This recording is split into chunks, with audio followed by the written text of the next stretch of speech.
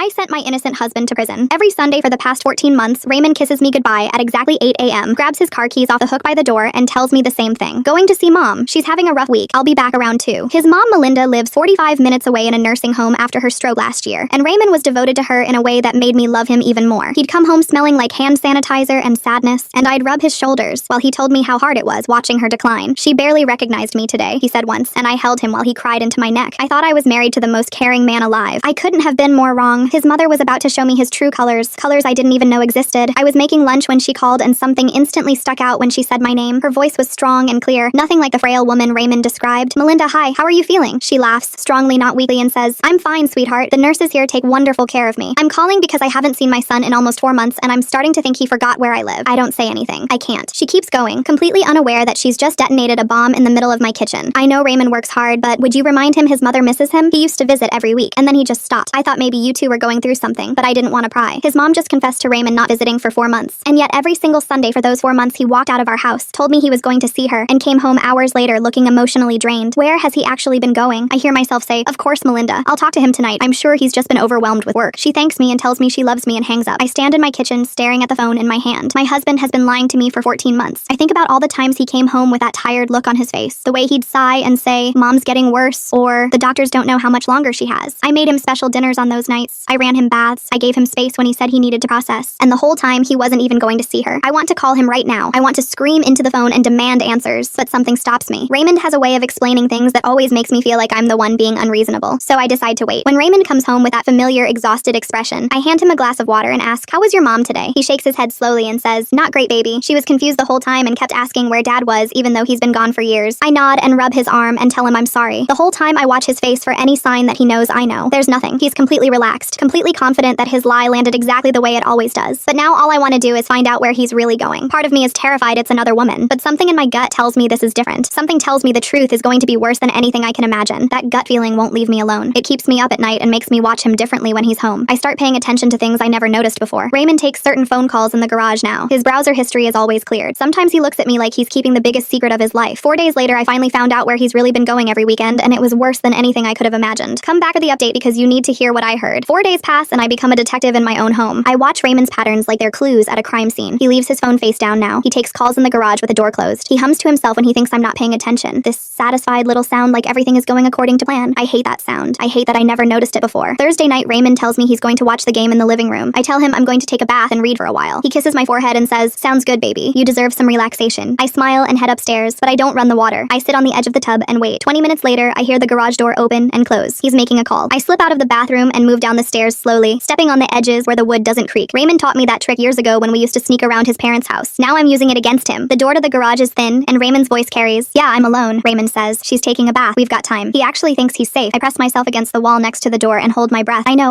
I'm sorry I couldn't make it last Sunday. She was home all day, and I couldn't get away without her asking questions. He laughs at something the other person says. No, she doesn't suspect anything. She thinks I'm still visiting my mom every week. She even made me a special dinner last time because she felt bad about how tired I looked when I got home. My hands are shaking. I press them flat against the wall to steady myself. 2 weeks, Raymond says, and his voice gets softer, almost tender. I know it feels like forever, but it's almost over. When you get out, everything will be ready. I've been working on her, I promise. She's going to come around. She just needs to see that people can change. When you get out. The words echo in my head. He's talking to someone in prison. Someone who's getting released in 2 weeks. Listen to me. Raymond continues. I know she said she never wanted to see you again. I know she meant it when she said it, but that was years ago. She was young and angry, and she didn't understand that holding on to that kind of pain only hurts her. I've been with her for 6 years now. I know her better than anyone. She's ready to forgive. She just doesn't know it yet. I feel like the floor is tilting underneath me. Who is he talking to? Who did I say I never wanted to see again? The house is perfect, Raymond says. 3 bedrooms, nice neighborhood, good people. She's done really well for herself. You'd be proud of her. He pauses. I know you are. I know. And she's going to see that. When you show up and she sees how much you've changed, how much you regret everything, she's going to understand that family is family. Blood is blood. You can't just cut people out forever no matter what they did. No matter what they did. The words hit me like a punch to the chest. There's only one person in my life I cut out. Only one person I said I'd never forgive no matter how much time passed. Only one person who's been in prison for years and might be getting out soon. I got the pictures developed, Raymond says. The ones of the house and the neighborhood. I'll bring them Sunday. I want you to see where she lives, what her life looks like now. She's happy. She's successful. And I think a lot of that is because she's ready to close this chapter. She just needs someone to help her take that first step. I can't breathe. I actually can't breathe. My chest is tight and my vision is getting blurry, and I have to grab the door frame to keep myself upright. She told me everything, Raymond says quietly. I'm not saying what you did was okay. I'm not excusing it, but I believe in redemption. I believe people deserve second chances. And I believe she needs her father back in her life, whether she knows it or not. Her father. That confirms my suspicions. He's talking to my father. He's been visiting my father in prison every Sunday for over a year. Raymond Raymond has been visiting him, talking to him, building a relationship with him behind my back. I've got to go, Raymond says. She might be getting out of the bath soon, but I'll see you Sunday, okay? We're so close now. 2 more weeks and you'll be out. I've already started working on convincing her to have dinner with us. I'm thinking I'll tell her it's a surprise, someone from my side of the family she's never met. By the time she realizes it's you, you'll already be there. She won't make a scene. She's not like that. And once she sees your face, once she hears you apologize, everything's going to change. Trust me. He's planning an ambush. He's going to bring my abuser into my home and trap me there with him. I love you too, Raymond says. I know you never had a son, but I want you to know I think of you that way. You're family to me now, and family takes care of each other. I'll see you Sunday, Dad. Dad. He called him Dad. The garage door opens and I barely make it up the stairs in time. I slip into the bathroom and turn on the water and sit on the edge of the tub, shaking so hard my teeth are chattering. I hear Raymond come back inside. I hear him settle back onto the couch and turn up the volume on the game. I hear him laugh at something on the screen like he didn't just rip my entire world apart. I stay in that bathroom for an hour. The water runs cold and I don't care. I sit there and I think about Raymond holding me when I told him about my father. I think about him crying with me, promising to protect me, swearing he would never let anyone hurt me again. I think about every Sunday for 14 months when he walked out of this house and drove to a prison to visit the man who destroyed my childhood. I think about the photos he took of our home. I think about my father knowing where I live, what my neighborhood looks like, what my life has become. Raymond has been giving him everything, every detail, every piece of the life I built to get away from that monster. And in 2 weeks, he's planning to put us in the same room. Something inside goes cold and hard and sharp. Raymond thinks he knows me better than anyone, but that phone call proves he has no idea who he's married to. Because there's no way I'm going to sit back and let him destroy the life I've built for myself. But before I tell you what happened next, I need to explain why hearing my father's name changed everything. This part is hard to talk about, but you need to know. I don't talk about my childhood. I've spent most of my adult life building walls around those memories so thick and so high that sometimes I can pretend they don't exist at all. But you need to understand what Raymond did. You need to understand why hearing my father's name come out of my husband's mouth felt like being thrown back into the darkest time of my life. My father did horrible things to me when I was younger. I still remember the first time. I was in my bed with my stuffed rabbit, the one with the floppy ears that I'd named Sprinkles. I was almost asleep when my door opened and my father came in. He sat on the edge of my bed, and I remember feeling happy at first because I thought he was going to read me a story or tell me he loved me. My mom had left us a few months before, and he'd been sad and distant ever since. I thought maybe he just wanted to be close to me. I didn't understand what was happening when his hands started moving under my blanket. I didn't understand why it felt wrong. Shh, he whispered. Be a good girl for Daddy. I froze. I didn't move, didn't breathe, didn't make a sound. When it was over, he kissed my forehead and said, "This is our special secret, okay? Just between us." I nodded because I didn't know what else to do. He smiled at me like I'd done something right, and then he left, and I lay there in the dark, holding Sprinkles so tight I thought I'd rip her stuffing out. The second time it happened, I asked him to stop, and he put his hand over my mouth and said, "Good girls don't talk back." The third time it happened, I told him I didn't want to anymore and that I was going to tell my teacher. His face changed instantly. "You want the police to come?" he asked me. "You want them to take you away and put you in a foster home with strangers? Because that's what happens to little girls who tell lies about their daddies." I shook my head and he softened again, wiping my tears with his wet, dirty thumb. "That's my girl. I knew you'd understand." I believed him because he was the only person I had left. I kept the secret because I was terrified of being taken away. I kept the secret because I thought this was normal, that this was what happened in other houses too. The abuse went on for 5 years. 5 years of him coming into my room at night. In that time, I learned to leave my body when it happened, to float up to the ceiling and stare at the cracks in the paint and count them until it was over. I would shower until my skin was raw because I could never feel clean no matter how hard I scrubbed. I'd flinch when anyone touched me unexpectedly, would wear baggy clothes to hide my body, and failed classes because I couldn't concentrate on anything except surviving. For 5 years, my father made me believe I was dirty and broken, and that no one would ever love me if they knew what we did together. "You're damaged goods," he told me once when I was 10. "No one else will ever want you. I'm the only one who loves you enough to stay." I carried those words inside me like poison for years. Every time a boy looked at me in middle school, I felt sick. Every time someone tried to be my friend, I pushed them away because I was convinced they would see the truth if they got too close. I was 12 years old, and I already believed my life was over. My aunt saved me, though. My father's sister came to visit one weekend when I was 12, and she noticed things. She noticed how I tensed up when my father hugged me. She saw that I wouldn't make eye contact with him, and that I disappeared into my room the second he got home from work. One time she asked me if everything was okay, and I said, "I'm fine," because that's what I always said. But she didn't believe me. She sat me down when my father went to the store, and she looked me in the eyes and said, "Sabrina, I need you to tell me the truth. Has your father ever touched you in a way that made you uncomfortable?" I broke. 5 years of secrets came pouring out of me in that kitchen. I couldn't stop talking, couldn't stop crying, couldn't stop shaking. My aunt held me and she cried with me and she said, "This is not your fault. None of this is your fault. You are not dirty or broken. Your father is a monster, and I am going to make sure he never hurts you again." The police came that night. I sat in the living room wrapped in a blanket while they put my father in handcuffs. He looked at me as they walked him out the door, and I will never forget his face. He wasn't angry. He wasn't scared. He looked betrayed, like I was the one who had done something wrong. "Sabrina," he said, and his voice was so calm. "I thought you loved me." Those words haunted me for years. Sometimes they still do. My father was convicted and sentenced to 15 years in prison. I went to live with my aunt, and I started therapy, and I slowly, painfully began to rebuild myself. It took years. I had nightmares well into my 20s. I couldn't be intimate with anyone for a long time because touch felt like danger. I pushed away every person who tried to get close to me because my father had taught me that love was just another word for pain. He stole my childhood and my innocence and my ability to trust anyone for years. But I survived. I graduated high school with honors. I put myself through college. I built a career and bought a house and created a life that had nothing to do with him. I took back everything he tried to take from me. And then I met Raymond. Raymond was patient when I couldn't explain why certain things triggered me. He held me through nightmares and never asked questions I wasn't ready to answer. He even waited a year before we were intimate because I needed that time, and he said, I'll wait forever if that's what it takes. I told Raymond about my father after we married. I sat across from him at dinner, and I told him everything. The abuse, the trial, the years of therapy. I told him I hadn't spoken to my father since the day he was arrested, and I never planned to speak to him again. I told him that part of my life was closed forever, and anyone who wanted to be with me needed to understand that. Raymond cried when I told him. He reached across the table and took my hands and said, I'm so sorry that happened to you. I will never let anyone hurt you again. Your father is dead to me. He doesn't exist. You never have to think about him again. I believed him. I trusted him completely. And now I know he's been visiting my father every Sunday for over a year, building a relationship with him, calling him dad, planning to bring him back into my life without my knowledge or consent, taking photos of my home and giving them to the man who destroyed me. I gave Raymond my darkest secret, and he handed it right back to the man who gave me that secret in the first place. I was done hiding in the bathtub, and I was done pretending. Raymond was downstairs thinking his little reunion plan was still on track. He thought in 2 weeks I'd be thanking him for bringing my family back together. He was about to find out how wrong he was. I walked downstairs, and this is where things got ugly. Raymond is on the couch watching the game when I come down the stairs. He looks up at me with that easy smile he always has, the one I used to think meant he loved me. Now I know it means he thinks he's gotten away with something. Hey baby, he says. Bath was quick. Everything okay? I don't sit down. I don't move closer. I just stand at the bottom of the stairs and let the words come out. I heard your phone call. His smile wavers, but doesn't disappear. What phone call? The one you made in the garage just now. The one where you told my father that everything would be ready when he gets out in 2 weeks. The smile is gone now. Raymond sits up straighter on the couch and his face cycles through emotions. Surprise, panic, and then something I didn't expect. Relief. Okay, he says slowly. Okay, I was going to tell you. I was just waiting for the right time. The right time? When exactly was that going to be, Raymond? When he showed up at our front door? He stands up and walks toward me with his hands raised like I'm a wild animal he needs to calm down. Sabrina, I know you're upset, but if you just let me explain, you'll understand why I did this. Explain? You want to explain why you've been visiting the man who used me for over a year? Why you called him dad? Raymond flinches at that last part. It's not what you think, he says. Then tell me what it is. He takes a deep breath and runs his hand through his hair. Your father reached out to me about a year ago. He got my information somehow. I don't know how. He wrote me a letter saying he knew I was married to you and he wanted to make things right before he got out. He said he'd found God in prison. He said he spent every day of the last 15 years thinking about what he did and how he can make it up to you. Make it up to me? I scoff. He can't make it up to me, Raymond. There's no making up for what he did. There's no apology that fixes it. There's no amount of finding God that erases 5 years of him coming into my room at night. I know that. I know. But Sabrina, people can change. I've sat across from him every Sunday for over a year and I've watched him become a different person. The man who hurt you doesn't exist anymore. The man who's getting out in 2 weeks wants nothing more than to tell you how sorry he is and spend the rest of his life proving it. I stare at him. I actually cannot believe what I'm hearing. You sat across from him. You sat across from the man who hurt me as a child and you listened to him talk about redemption and you believed him. Don't say it like that. Like what? Like the truth? That's what he did, Raymond. That's why he's in prison. That's the man you've been calling dad. If you could just see him, talk to him for 5 minutes, you'd understand. I don't care if he's the Pope now. I don't care if he cured cancer in his prison cell. He destroyed my childhood. He made me believe I was worthless. He told me no one would ever love me. Do you have any idea what that does to a person? Raymond's face softens and he reaches for my hands. I pull away so hard I almost fall backward. Don't touch me. Sabrina, please. I did this for you. Everything I've done has been for you. For me? Lying to me for 14 months was for me? Planning to ambush me with my abuser in my own home was for me? Because you need this, Raymond says, and his voice gets louder. You need to close this chapter. You've been carrying this trauma around for 20 years and it's eating you alive. The nightmares, the flinching when I touch you, the panic attacks when you drive past certain streets. That's not living, Sabrina. That's surviving. And I wanted to give you the chance to actually live. By forcing me to see the man who traumatized me, by giving you the chance to heal. Real healing. Not the avoidance you've been calling recovery. You're not over it, you're just running from it. And as long as you keep running, it's always going to have power over you. I don't want to forgive him. I will never forgive him. And you don't get to make that choice for me. Raymond's jaw tightens. You say that now. But holding on to all that anger and pain isn't healthy. It's been over a decade. At some point, you have to let it go. Let it go? I'm screaming now, but I don't care. He hurt me, Raymond, for 5 years. You don't let that go. You don't forgive that. You survive it and you build a life despite it. And you pray every single day that you never have to see his face again. You're so consumed by what happened that you can't even consider the possibility of moving forward. I can see how much this is hurting you. And I know the only way you're ever going to be free is if you face him. I want to throw something at him. I want to scream until my throat bleeds. You promised me. My voice breaks. When I told you about my father, you looked me in the eyes and you promised. You said he was dead to you. You said I would never have to think about him again. You held my hands and cried and swore you would never let anyone hurt me. Do you remember that, Raymond? Do you remember what you said to me? His face changes. For a second, he looks almost guilty. I meant it when I said it, but then I got to know him, Sabrina. I got to see the man he's become, and I realized that keeping him away from you wasn't protecting you. It was preventing you from getting the closure you deserve. I don't want closure. I want him to rot in prison until he dies. I want to never hear his name again. I want my husband to keep the promises he made instead of deciding he knows better than I do about my own trauma. I do know better, Raymond says quietly. I'm sorry, but I do. You're too close to it. You're too damaged by it to see clearly. Damaged. I repeat the word like it's poison. You think I'm damaged. That's not what I meant. I'm doing this because I love you, and I want you to be happy. If you loved me, you would have respected my wishes. You would have told me the second my father contacted you.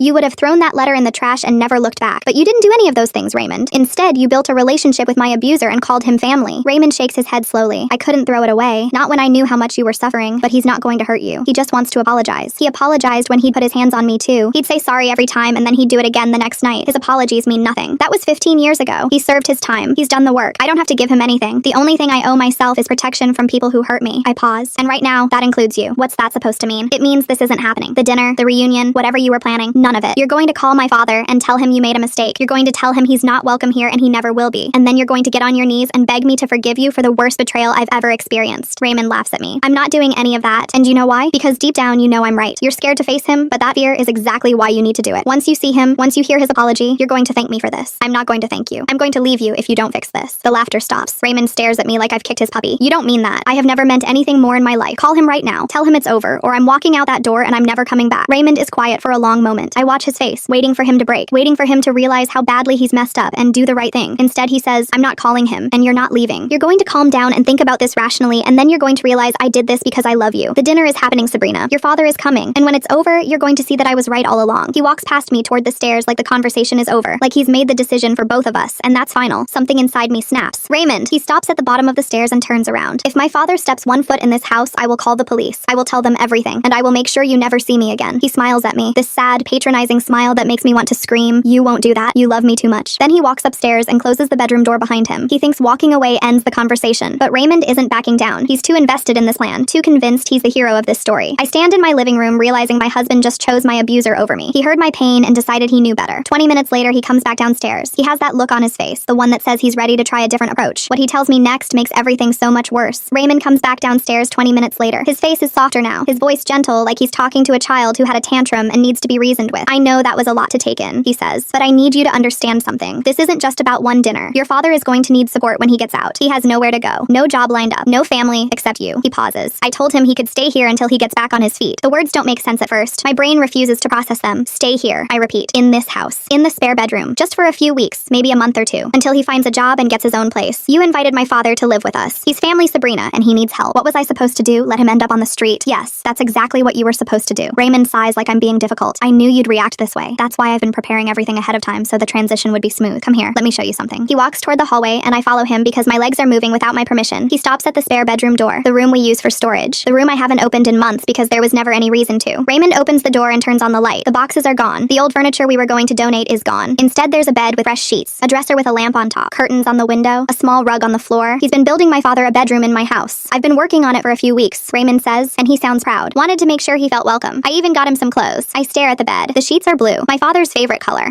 Raymond remembered that from something I must have mentioned years ago and filed it away for this moment. He can't stay here. My voice sounds far away. Raymond, he can't stay in this house. Why not? It's just temporary. Because I know what he'll do. The words are shaking now. I know him. You don't. You've seen the version of him that wants something. The charming version. The version that convinced my mother to marry him and convinced me to keep quiet for 5 years. Sabrina, he's changed. He hasn't. And if he lives here, if he sleeps down the hall from me, he will come into my room at night, just like before. He will wait until you're asleep and he will open my door and he will tell himself that I want it, that I missed him, that we're just picking up where we left off. Raymond's face twists into something ugly. Do you hear yourself right now? You sound insane. I sound like someone who knows her abuser. You sound like someone who's letting fear control her entire life. The man I know isn't capable of what you're describing. He's not going to sneak into your bedroom like some kind of monster. That's not reality, Sabrina. That's paranoia. The man you know is a performance. He's been performing his whole life for the courts, for the parole board, for you. And you fell for it because you wanted to believe you could fix something that was never yours to fix. Raymond steps closer to me. His voice drops low. You know what I think? I think you're so attached to being a victim that you can't imagine any other identity. I think you've made your trauma your entire personality, and the idea of letting it go terrifies you. Because who would you be without it? Who is Sabrina if she's not the girl her father hurt? The words slap me harder than he ever could. I actually step backward. I think you need this more than you're willing to admit. Raymond continues. I think deep down you want to see him. You want to hear him apologize. You want closure. But you're too proud and too scared to ask for it, so I did it for you. And instead of thanking me, you're standing here calling me crazy for loving you enough to do what you couldn't do for yourself. I look at my husband. I look at the bedroom he built for my abuser. I look at the blue sheets and the lamp and the little rug on the floor, and something breaks inside me. I push past Raymond and walk into the spare room. I grab the sheets off the bed and throw them on the floor. I knock the lamp off the dresser and it shatters against the wall. What are you doing? Raymond's voice is sharp. Stop it. Sabrina, stop. I yank open the dresser drawers and start throwing the disgusting, ugly clothes he bought for my disgusting, ugly father. I said stop. Raymond grabs my arm and spins me around. His grip is tight, tighter than he's ever held me before. Let go of me. Not until you calm down. I am calm. This is the calmest I've ever been. I try to pull away, but he doesn't let go. You built my abuser a bedroom in my house. You bought him clothes with our money, and you expect me to just accept it? I expect you to act like an adult instead of throwing a tantrum. Let go of my arm, Raymond. His fingers dig in harder. I try to twist away from him, but his grip is iron. You're hurting me. I'm trying to help you. His voice is strained. If you would just listen to me for 1 second instead of destroying everything I've worked for. Everything you've worked for? I yank my arm hard and feel his fingers slip. You mean the relationship you built with my abuser? The bedroom you decorated for him? That's what you've been working for? I've been working on saving you from yourself. He grabs for me again, and I shove him, both hands against his chest, hard. Raymond stumbles backward and something changes in his face. The softness disappears. The patient husband act falls away. What's underneath is anger. Real anger, the kind I've never seen from him before. Don't push me, Sabrina. Or what? I shove him again. What are you going to do, Raymond? Run to my father and cry about how your wife won't cooperate with your sick little reunion plan? He moves fast, faster than I expected. His hands are on my shoulders, and then I'm not standing anymore. My back hits the wall, and my head cracks against it, and there's this sound, this wet, hollow sound that I feel more than hear. For a second, everything goes white, then gray. Then the hallway comes back into focus, and Raymond is standing in front of me with his hands still raised and his mouth hanging open. Something warm runs down the back of my neck. I touch it. My fingers come away red. Raymond sees the blood, and his whole body changes. The anger drains out of him like someone pulled a plug. His face crumples, and suddenly he's crying. Oh God, Sabrina, I'm so sorry. I didn't mean to. I would never. You know, I would never hurt you. I just lost control for a second. Please look at me. I'm still touching the back of my head, still staring at the blood on my fingers. It doesn't feel real. None of this feels real. Baby, please say something. Raymond is sobbing now, reaching for me, then pulling back like he's afraid to touch me. I'm so sorry. I love you so much. I don't know what happened. That wasn't me. That's not who I am. I slide down the wall until I'm sitting on the floor. The hallway tilts sideways, and I have to close my eyes to make it stop. We need to get you to a hospital. Raymond's voice is shaking. You're bleeding. You might have a concussion. Let me take you to the ER. Don't touch me. Sabrina, please. I know you're angry. I know you hate me right now, but you're hurt, and I need to make sure you're okay. Please let me take you. Please. I open my eyes and look at him, my husband, the man I trusted with my darkest secrets, the man who just slammed me into a wall hard enough to crack my head open. If I call 911 right now, I say slowly, you go to jail. His face goes pale. Sabrina, baby, please don't do that. Please. Think about what you're saying. Think about our life together. Everything we built. You built a bedroom for my arpist. I know,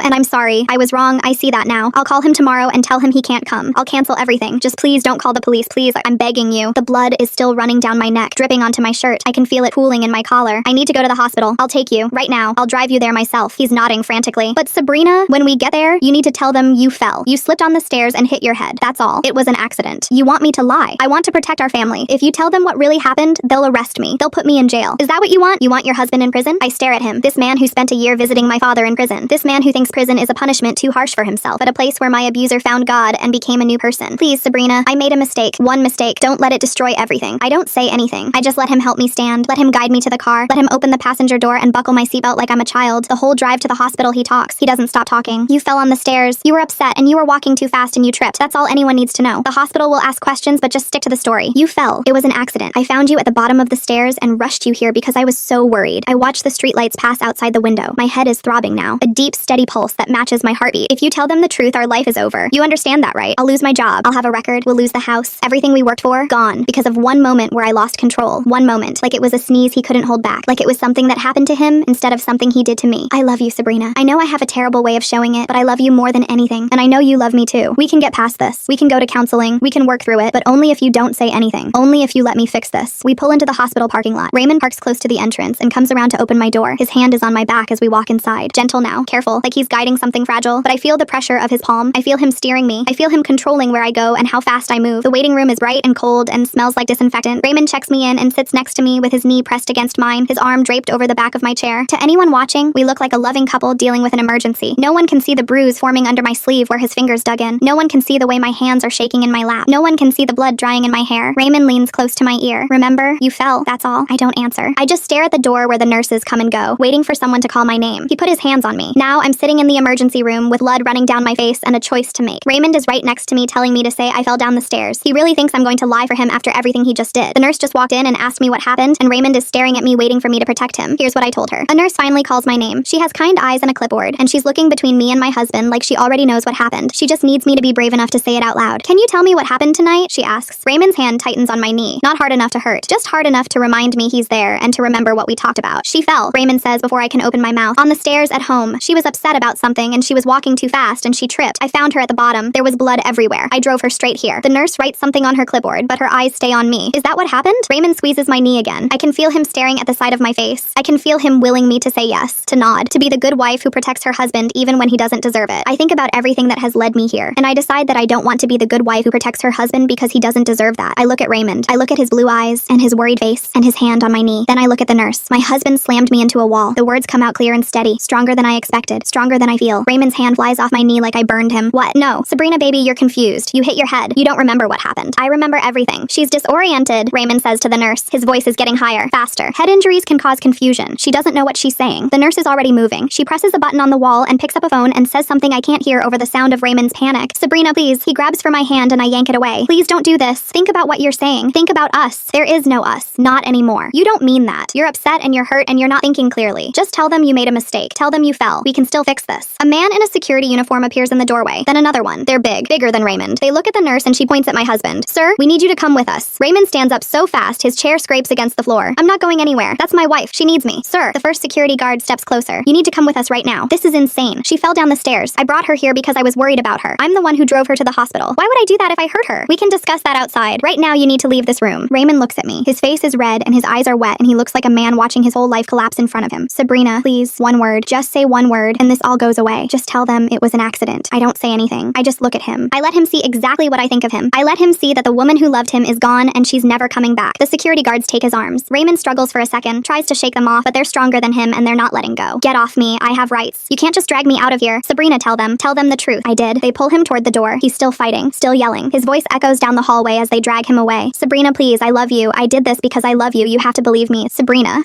Then he's gone. The hallway goes quiet. The nurse closes the door and it's just me and her. Are you okay? She asks softly. I touch the back of my head. My fingers come away sticky with half-dried blood. No, I say, but I think I'm going to be. The doctor comes in and examines my head. Mild concussion. She cleans the wound and numbs the area and I feel the needle going in and out, but I don't react. I'm too empty to feel anything. You're going to be okay, she says when she's done, physically at least. The police arrive 20 minutes later. A male officer and a female officer. The woman has a notebook open and a pen ready. Can you tell us what happened tonight? So I tell her. I tell her everything. From the phone call, from my mother-in-law, to the garage conversation, to the spare bedroom, to my head hitting the wall. I don't leave anything out. I don't protect anyone. When I'm done, she says, we're going to arrest your husband for domestic assault. Do you have somewhere safe you can go tonight? I think about my house. The house Raymond took photos of and sent to my father. The house where my abuser was supposed to live in 2 weeks. No, I say, but I'll figure something out. They bring Raymond back into the hallway in handcuffs. I watch through the window in my door. He's not fighting anymore. He's not yelling. He just looks broken and deflated. He sees me watching. Our eyes meet through the glass. I did this for you, he mouths. Everything I did was for you. The officers lead him away. I watch until he disappears around the corner. The man I married is just another stranger now. They discharge me at 3 in the morning. I call a cab from the hospital lobby because I don't have my car and I don't have anyone to call. My aunt died 2 years ago. My mother left when I was young and I don't know where she is. Raymond was my emergency contact for everything. Raymond was my everything. The cab takes me home. I stand in my driveway and look at my house, and all I can think about is my father looking at photos of this exact view, memorizing the windows, counting the doors, planning his return. He gets out in 2 weeks. He knows where I live and what my house looks like, and Raymond isn't going to be here to stop him. Raymond was never going to stop him. Raymond was going to open the front door and let him walk right in. I go inside and I start packing. I grab clothes and shove them in a suitcase. Toiletries, my laptop, the folder with my important documents, the cash I keep hidden in my closet for emergencies. I don't take photos. I don't take memories. I don't take anything that reminds me of Raymond or the life we built together. I leave my wedding ring on the kitchen counter. By sunrise, I'm in my car driving east. I don't know where I'm going. I just know I can't stay here. I can't be in this house when my father gets out. I drive for 6 hours before I stop at a motel. I lock the door and push a chair under the handle and finally let myself fall apart. I cry for the life I left behind. But one thing's for sure. When my father gets out, he'll go to my house and find it empty. He'll look for me and I won't be there. I survived my father once. I survived Raymond too. And I will keep surviving no matter how many times the world tries to break me.